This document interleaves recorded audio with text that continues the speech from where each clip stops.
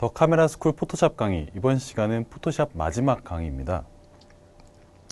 지금까지 포토샵은 사진을 조금 더 예쁘게 보정해준 그런 도구로서 제가 설명을 드렸었는데요. 사실 포토샵이 생겨나고 나서 사진계는 굉장히 큰 변화를 맞게 됩니다. 처음에 디지털 카메라 포토샵이 있었을 때는 그런 분들도 계셨어요. 디지털 사진과 합성 사진, 포토샵을 이용한 사진은 진짜 사진이 아니다 라는 그런 반발도 있었죠. 하지만 지금은 포토샵을 사용했다고 해서 그것들이 잘못됐다라고 이야기하지 않습니다. 그리고 포토샵을 사용하지 않고서는 이제는 사진을 만들어낼 수 없는 그런 시대에 왔죠. 그래서 우리는 모두 다 포토샵을 너무 당연하게 사용을 하고 있는데, 그냥 포토샵을 사진을 좀 더 낫게 만드는 보정의 도구가 아니라 정말 새로운 표현의 도구로서 작품을 만들었던 작가들을 소개해 드릴까 합니다. 자, 지금 보시는 사진은 안드레아스 거스키라는 독일의 사진 작가의 작품입니다. 지금 이렇게 멀리서 이제 카메라로 보시면 이게 정확히 뭔지 안 보이시겠지만 이 하나하나가 지금 다 사람이 서 있는 모습입니다. 사람이 이제 술을 들고 다 서 있는 장면입니다. 북한의 아리랑 쇼를 지금 촬영을 한 장면입니다. 안드레아스 걸스키는 우리 사회가 가지고 있는 유형들에 대해서 굉장히 객관적이고 담담하게 그 장면들을 담아냅니다. 여기 보시는 작품은 99센트라는 작품입니다. 우리 사회가 어떤 식으로 소비를 하고 있는지 그 형태들, 그 유형들에 대해서 어떤 특별한 앵글이 아니라 굉장히 정확하고 직선적인 그런 앵글을 통해서 작품을 만들어내죠. 이 작가는 대형 필름 카메라를 사용을 합니다. 4x5인치니까 한 8cm, 10cm 정도 되는 시트 필름, 한 장의 필름을 가지고 작업을 이용을 하는데요. 그래서 그 커다란 필름을 사용을 했기 때문에 결과물도 굉장히 커다랗습니다. 그래서 지금 보시는 이 화면보다 훨씬 더 큰 작품들을 만들어내는데요.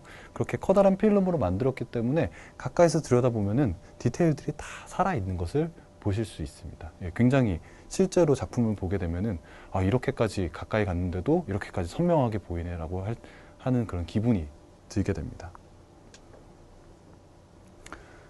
자, 이렇게 필름 카메라, 대형 필름 카메라를 사용하는 작가들은 과연 포토샵을 이용을 할까요? 지금 보시는 사진은 안드레아스 걸스키의 라인강을 촬영한 사진입니다. 그냥 이 사진을 처음 보시면은 뭐야, 나도 찍겠네? 라는 생각을 하십니다. 하지만 실제로 라인강에 가면 이런 풍경은 존재하지 않습니다. 이 사진은 라인강을 6번을 촬영을 해서 그것들을 포토샵으로 이어붙인 후에 그 라인강의 강줄기와 이 라인들을 방해하는 요소들을 일일이 다 제거를 해준 그런 작품입니다. 사실 굉장히 담백하고 단조로울 수도 있는 이 사진이요. 크기는 굉장히 큽니다. 3m가 넘는 크기고요. 여기 있는 이 작가가 안드레아스 걸스키라는 작가인데요. 현존하는 가장 비싼 사진을 만들어내는 작가입니다. 방금 보신 이 라인 2 작품의 가격은 48억입니다. 예, 정말 말도 안 되게 비싼 가격인 것 같지만요. 그런 작품을 만들어내는 작가 안드레아스 걸스키이고요. 필름 카메라를 이용을 했을 때도 지금은 포토샵을 거칠 수밖에 없습니다. 프린트의 방식들이 모두 다 디지털로 바뀌고 있는 추세이기 때문에 거의 아날로그 프린트는 찾아보기 힘들다고 보시면 됩니다. 디지털 프린트를 했을 경우에 그것을 디지털 파일로 바꾸기 위해서 필름을 스캐너에 넣게 됩니다. 그래서 스캐너가 그 필름의 정보값들을 읽어내서 그거를 포토샵으로 띄워오게 되죠. 아무리 포토샵을 사용하지 않는다고 해도 포토샵을 통해서 필름에 붙어있던 먼지들을 제거를 해줘야 되고요. 그리고 스캔을 뜰 때, 스캔을 할 때 거기에 기름 자국 같은 게 남아있게 됩니다. 그래서 그 기름 자국들도 지워주게 되고요. 그리고 내가 원하는 색깔을 맞추기 위해서 색상을 조정해야 되고요. 이런 식으로 어쩔 수 없이 포토샵은 필수 불가결한 사항입니다. 전통적으로 안드레아스 걸스키가 따르고 있는 사진 계보는 사진기가 가지고 있는 특성을 객관적으로 이용하는 그런 계보입니다. 그렇기 때문에 사진에 뭔가 디지털적인 작업, 후반 작업이 들어가는 것을 굉장히 조심스럽게 생각을 했는데요. 안드레아스 걸스키는 그런 기존의 통념을 뛰어넘어서 그것들을 적극적으로 자신의 작품에 활용을 하고 있습니다. 실제로는 이런 풍경을 볼 수 없습니다.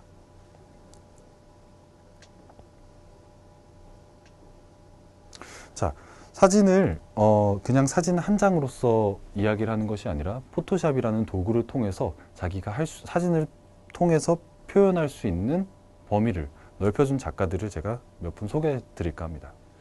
국내 원성원 작가님의 작품입니다. 원성원 작가님은 원래 이제 전공이 사진이 아니라 조각을 전공을 하셨습니다. 그래서 그런지 사진이 그냥 사진과는 뭔가 좀 달라 보입니다. 과연 이게 한 장의 사진일까요? 원성원 작가는 한 장의 사진을 만들기 위해서 300에서 500장 정도의 사진을 촬영을 합니다. 그래서 지금 보시는 이 배경들, 이런 물들, 이런 동물들을 각각 다 따로따로 촬영을 합니다. 원성원 작가가 하신 말 중에 자기는 사진기를 전문적으로 배워본 적이 없다. 그래서 내가 할 줄 아는 거는 초점을 선명하게 맞추는 방법 하나밖에 없다. 정말 초점을 맞추는 그것밖에 배우지 않으셨지만 사진을 하나하나 오려내서 이것을 마치 조각을 하듯 콜라주로 그림을 붙여나가듯이 작품을 만듭니다. 이 작품 같은 경우에는 성격의 섬이라는 작품입니다. 사람들의 다양한 성격들 그리고 그들의 인격들 그것들에 대해서 의문점을 던지는 그런 작품이었는데요. 여기 보이시는 완벽한 정원이라는 작품 또한 수백 장의 사진을 6장의 사진을 만드는데 2년이 걸리셨다고 합니다. 하루에 15시간에서 16시간씩 컴퓨터 앞에서 포토샵 작업을 실행을 했고요. 완벽한 정원 이 작품 같은 경우에는 지금 여기 이렇게 정원이 있고요. 정원을 둘러싸고 있는 이 많은 쓰레기들 그리고 그 정원 안에 있는 동물 이걸 통해서 자기 주변에 있는 지인들의 그런 성격 이를테면 이제 완벽주의, 이기심, 자신감, 집착 이런 자기 주변에 있는 사람들의 성격을 비유적으로, 은유적으로 나타낸 작품입니다. 자, 집착의 방주라는 작품인데요. 이 사진 역시도 굉장히 많은 사진 소스를 포토샵으로 작업을 하셨죠. 자, 현실에서는 존재하지 않지만 사진의 소스를 가지고 이렇게 새롭게 표현을 해낼 수 있는 거죠. 새로운 도구로서 작용을 했는데요. 이 작품 같은 경우에는 지금 이렇게 엄청나게 거친 파도 위에서 불안하게 떠 있는 배들 위에 집이 올라와 있습니다. 그래서 현대인들이 집에 대해서 집착을 하고 그것들이 불안정함을 만들어주고 언제 침몰될지 모른다는 그런 감정들을 사진 작품 안에서 은유적으로 담아내고 있는 거죠. 두 번째로 소개해드릴 작가는요, 김재범 작가입니다. 김재범 작가는 이제 스스로를 처음에 다큐멘터리 작가라고 이야기를 합니다. 물론 전통적인 다큐멘터리 작가는 아니지만 지금 뭔가 사고 현장이 일어나기 전에 촬영한 사진입니다. 라고 이야기를 하십니다. 지금 보시면은 어떤 사건인지 짐작이 되십니까? 여기 보이는 비행기의 그림자. 뉴욕의 비행기의 그림자. 9.11 테러를 연상시키는 그런 작품입니다. 과연 이 작가가 정말 9.11 테러가 일어나기 직전에 그림자가 비춰진 이 모습을 촬영을 했을까요?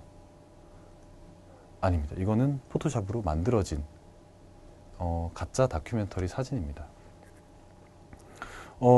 이 사진 같은 경우에는 실물 사이즈가 100cm, 1m 정도 됩니다. 가로폭이 1m 정도 되는 대형 사진인데요. 이 사진을 촬영할 당시에는 이 비행기의 그림자가 없었다고 합니다. 그냥 뉴욕에 가서 우연히 촬영을 해서 온 사진인데 그때 이제 사용했던 카메라가 굉장히 작은 컴팩트 카메라였다고 합니다. 보통 그렇게 작은 컴팩트 카메라를 인화를 할 때는 크게 인화를 할 수가 없습니다. 사진이 다 깨지기 때문이죠. 근데 그것을 다 일일이 그림을 그리듯이 포토샵으로 보정을 해줘서 1m처럼 크게 만들어도 그게 깨지지 않는 현상을 볼 수 있습니다.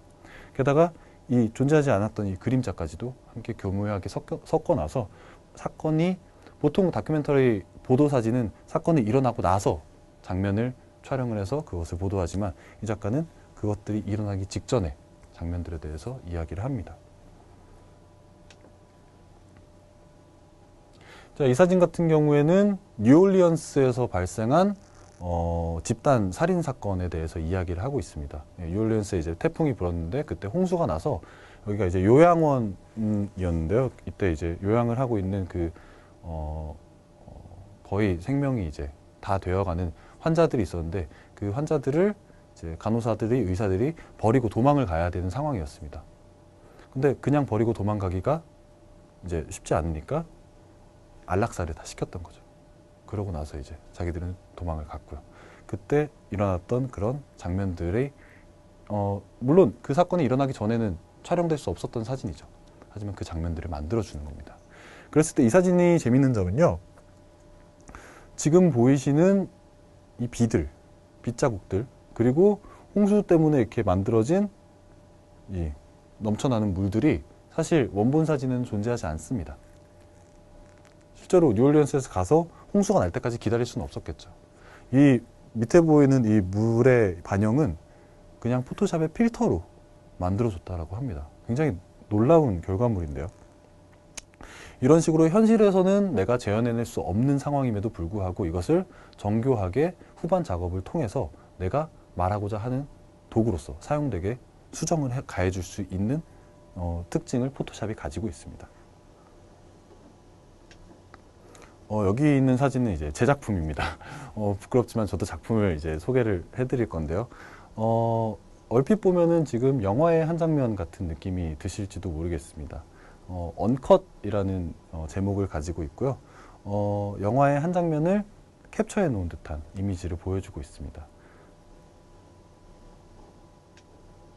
제 작업은요, 이렇게 제 작업에 참여해주는 참여인들과 함께 그들의 이야기를 듣고 그들을 직접 자신의 인생을 주제로 한 영화의 주인공으로 만들어주는 작품입니다. 그랬을 때 저는 이것들이 정말 영화처럼 보여지기 위해서 포토샵을 이용해서 영화적인 색감을 구현을 하고요. 그리고 영화처럼 옆으로 긴 포맷으로 사진을 잘라주고요. 그리고 거기에 텍스트, 영화의 자막과 같은 이런 텍스트를 집어넣음으로써 이게 사진일까? 영화의 한 장면일까? 사실 영화의 한 장면이다라고 했을 때 사람들이 그냥 사진이구나 보다 훨씬 더 감정적으로 받아들이게 되고요. 더 많이 공유할 수 있는 상황을 만들어주기도 합니다. 예, 그런 반응들을 얻기 위해서 이런 포토샵을 이용해서 내가 표현의 도구로 사용을 한다는 점, 이런 것들이 제가 작품에서 사용하고 있는 후반 작업의 요소들입니다. 포토샵을 이용해서 내가 찍은 한 장의 사진을 조금 더 예쁜 사진, 조금 더 나은 사진, 조금 더 보기 좋은 사진으로 만드는 방법들을 지금까지 알아봤었는데요. 그 방법들을 알고 계시는 건 참 좋은 겁니다. 하지만 포토샵이 가지고 있는 또 다른 장점, 완전히 새로운 시각적인 언어로서 활용될 수 있다는 점을 이 작가들을 통해서 제가 볼 수 있었습니다. 여러분들도 그냥 잘 찍은 사진 한 장, 이것도 물론 굉장히 소중한 가치를 가집니다. 하지만 적극적으로 더 포토샵을 이용하시면 기존의 사진에서는 볼 수 없었던 나만의 작품이 만들어지기도 합니다. 지금까지 배우셨던 포토샵 기술들을 잘 익히셔서 자신의 작품에 활용을 하시고요. 그리고 더 나은 고급 스킬들에 대한 것은 중급반 시간에 다시 또 알아보도록 하겠습니다. 감사합니다.